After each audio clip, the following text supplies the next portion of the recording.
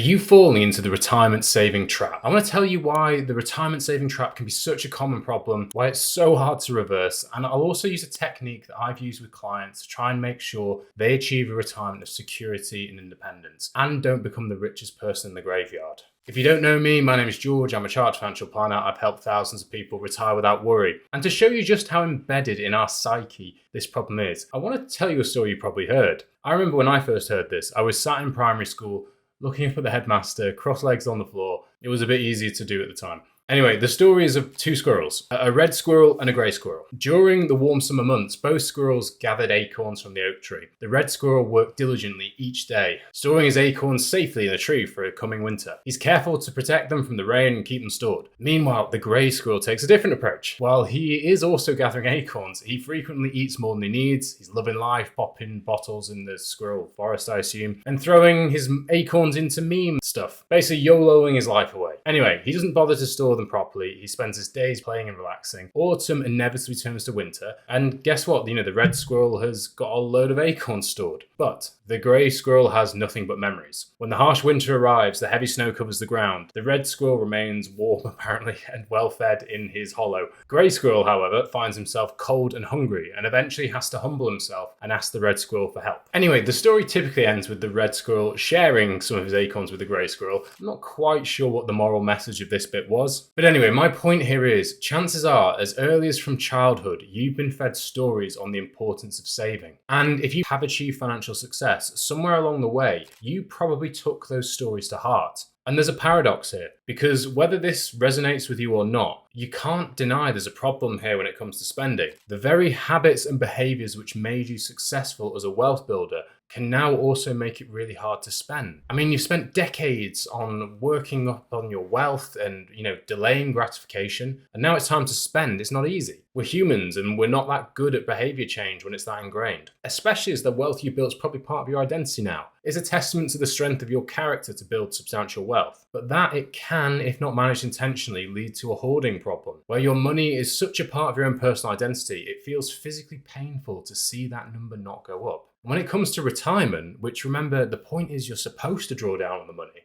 that's a problem. And it takes real work to not treat any spending as a loss. It's so easy just to say, yes, spend more out loud, but so much harder to actually implement this in real life, if that applies to you. This can be a massive problem for retirees, where there's so much focus on not running out that they don't really focus on living well. So whether you're retired now or due to retire, I think there are some real things to take from this. And here's a sign, if you've not retired, that you might really struggle with this problem. If you've had a very high savings rate for a long period of time, if you check your portfolio regularly, frankly, probably a bit too regularly, and you don't know what enough is. So let's say you are showing those warning signs. What's the solution here? What can we do? Well, I've been reading this book called Die with Zero from Bill Perkins. And I don't actually agree with all of this message, but there were some bits in this book which I really did think were well articulated and I want to share. One of the key concepts I do think is great is the idea of money as life energy. So to build that money, you've exchanged some of your life energy. Therefore, if you die with a fortune left, that kind of represents extra life energy you put into something that you could have spent on perhaps living more for today. Bill would say that you have traded all your life energy and that's been wasted. You sacrificed so much of your precious time to build, but you didn't get it all back. And that money represented the potential amazing meals, holidays, or times you could have had, because you literally can't take it with you. So he makes the case you've made a bad trade. What I do think is a really interesting insight here is that your earning power compared to your happiness spending money has a bit of an inverse relationship. To kind of put it simply, you can have 10 times the money when you're 60, even inflation adjusted. But is that going to feel as good as that holiday when you were 20 with your friends? Was the beer going to taste as good? Was the sun going to feel as warm? And the possibilities be, as endless? I know it's certainly not the case for me. But maybe think back to your life at that point. Do you agree?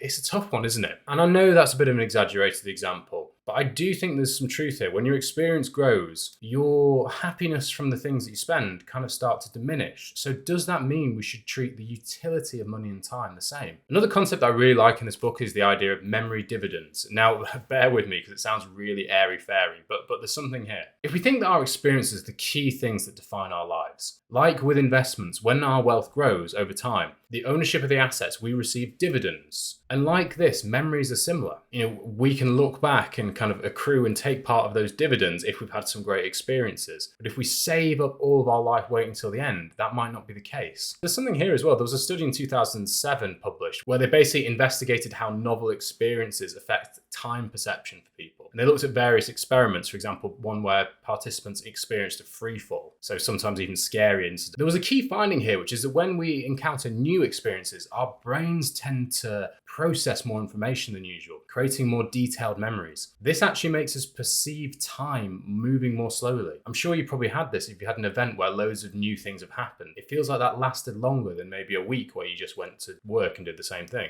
That's why a holiday filled with, for example, new experiences feels longer in retrospect than just a standard week at work. So while memory dividends can't slow time, they can make our life seem more fuller and more vivid. And that's the whole point at the end of the day, isn't it? So having read the book and reflect on this, I don't agree with all this. I don't plan to die with zero. I do want to make sure I've got too much if I can. And there are some things I disagree with Bill on this book. He says too much is a bad thing. I think the idea that you can have this perfect amount that you die with zero is a bit of a fantasy, and it underplays the uncertainty of life. I don't care whether it's a pandemic, a health issue, something with the kids, a relationship change. No one knows what the future holds. So ultimately, it's very, very difficult to be spending down to zero. I also kind of don't like the framing that work is wasted energy. And maybe I'm projecting a bit with my own position here, but I really do think it's nonsense to frame like, oh, we're working and that's kind of wasted life energy. I know from personal experience that if you kind of live this life where you're going to kind of try to enjoy everything, whether that's living on the beach or like I was when I was a professional musician, it's this sort of Epicurean philosophy for those who are pretentious out there. I see you. Anyway,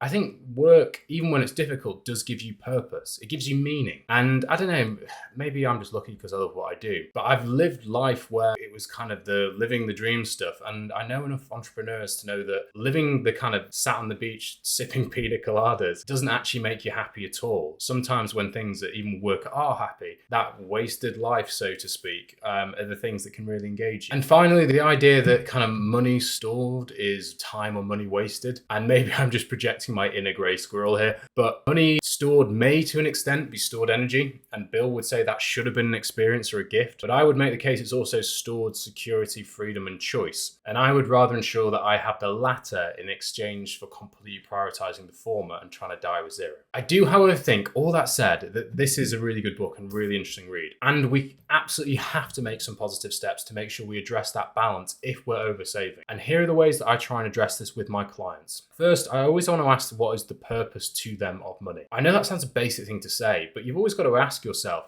what's the aim for my money? Is it security? And if so, fine. Is it something that I should be considering spending more of? Or is there a specific purpose for that money to me? This is never a kind of a finish line statement. It's always something you've got to continually work through. The second one is, if you haven't already, for God's sake, build a cash flow plan. It's the only way that you can ever really know what enough is. Now that will give you an idea of where you are, and make sure if you do this, that you add in some stress tests as part of the plan, because good planning is knowing what to do when things don't go to plan. And the other thing which I think is very effective is to have a strategic thinking partner, as in someone who you can check your progress with. It's basically impossible to be objective to your own decisions. One of my favorite quotes is from a guy called Scott Galloway, who's someone I follow online, and basically says you can't read the label from inside the bottle. And I love this. It's so true. If you're in your own situation, it's very, very difficult to give yourself great advice. And of course, this sounds self-interested, but whether this is with a financial planner or maybe a friend or spouse, just perhaps try and include them on that internal dialogue. Sit down with them and talk about what your money wants to be used for, and if there can be any way of improving how fulfilling your life could be through it. So why don't you let me know, do you think you're falling into the retirement savings trap? I'd be really interested to know the techniques you're using to avoid it, so let me know in the comments. There are many areas of retirement planning that it can be really easy to make mistakes on, and spending too little is one of them, but I actually went through 7 other in this video. So if you haven't already watched this, I think it's well worth a look. Anyway, thanks for watching.